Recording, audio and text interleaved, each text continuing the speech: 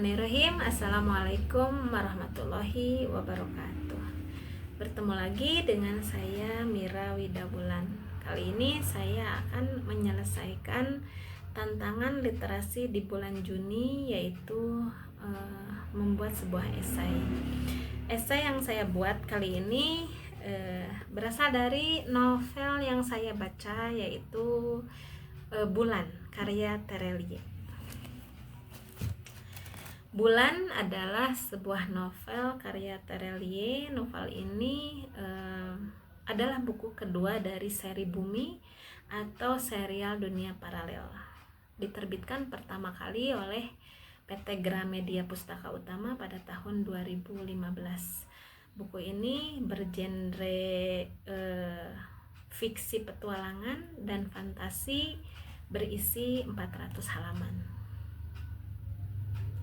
Darwis atau lebih dikenal dengan nama pena Terelie adalah penulis berbakat dengan segala imajinasinya yang telah menghasilkan karya-karya yang luar biasa. Dia memulai debut kepenulisannya sejak tahun 2005 melalui novelnya yang berjudul Hafalan Sholat Belisa. Sejak saat itu ia telah menerbitkan lebih dari 50 buku. Banyak penghargaan yang telah ia raih.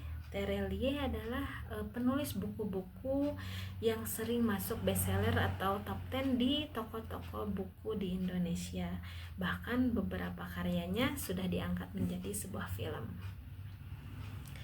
Novel yang berjudul Bulan masih menceritakan tentang petualangan 3 sekawan yang mempunyai kekuatan-kekuatan yang berbeda. Pada novel ini dikisahkan Raib, Ali, dan Sally yang dibawa oleh Miss Selena dan Avi untuk melakukan diplomasi di klan Matahari. Tujuannya adalah untuk membuka portal atau gerbang yang sudah ribuan tahun lamanya ditutup. Mereka mencurigai kedatangan Tamus beserta pasukan tanpa bayangan yang berupaya keluar dari penjara kegelapan tersebut. Mereka ke sana dibantu dengan buku kehidupan milik Raib.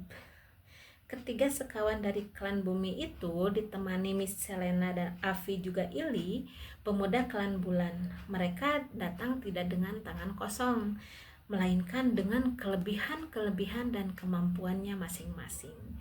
Tokoh-tokoh dalam cerita tersebut mempunyai karakter yang sama kuatnya. Raib dari klan Bulan, seorang putri bulan, pewaris garis keturunan murni klan Bulan ke-21, pemilik buku kehidupan. Ia adalah pemimpin rombongan, mempunyai kekuatan menghilang, pukulan berdentum, tameng transparan, teknik teleportasi, teknik penyembuhan dan sentuhan tangan menenangkan, teknik berbicara dengan alam. Memiliki sarung tangan klan Bulan yang bisa melipat gandakan kekuatan. Ia bisa menyerap cahaya dan mengeluarkan suhu dingin. Ia memiliki buku kehidupan yang bisa membuka portal antara dunia paralel.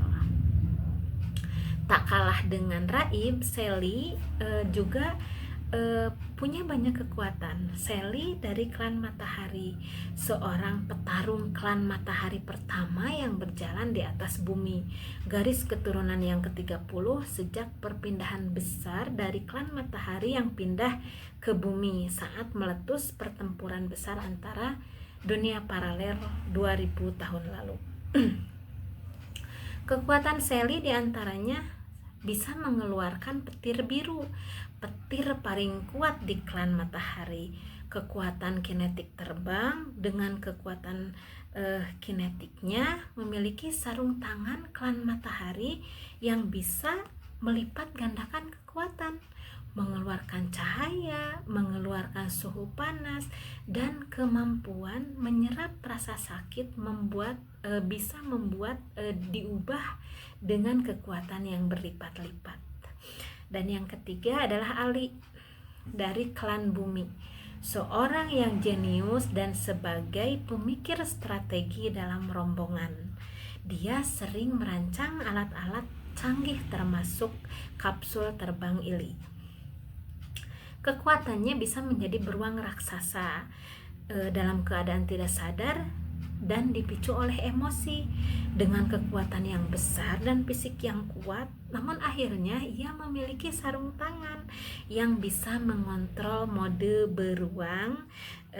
Akhirnya dia bisa mengendalikan mode beruang itu melalui tangannya dan mengendalikannya secara sadar. Ia juga bereksperimen dengan menyuntik kode genetik Raib dan Sally sehingga ia punya kekuatan menghilang, pukulan berdentum, teknik teleportasi, dan bisa mengeluarkan petir pada saat mode beruang. Cerita ini sangat seru dan menarik. Setelah saya baca keunggulan dari novel Terelie ini, cerita yang disuguhkan dapat mengoyakkan perasaan pembacanya. Pembaca merasa benar-benar ada dalam cerita tersebut. Kecanggihan dari teknologi klan matahari dijabarkan secara detail. Dengan begitu, pembaca jadi lebih mudah untuk memahami kecanggihan teknologi yang sebenarnya di luar nalar manusia. Selain itu, novel ini juga mengajarkan arti sebuah persahabatan, rasa kemanusiaan, dan rendah hati. Dengan begitu, dapat menggerakkan hati para pembaca untuk selalu membantu orang lain yang membutuhkan bantuan ataupun pertolongan.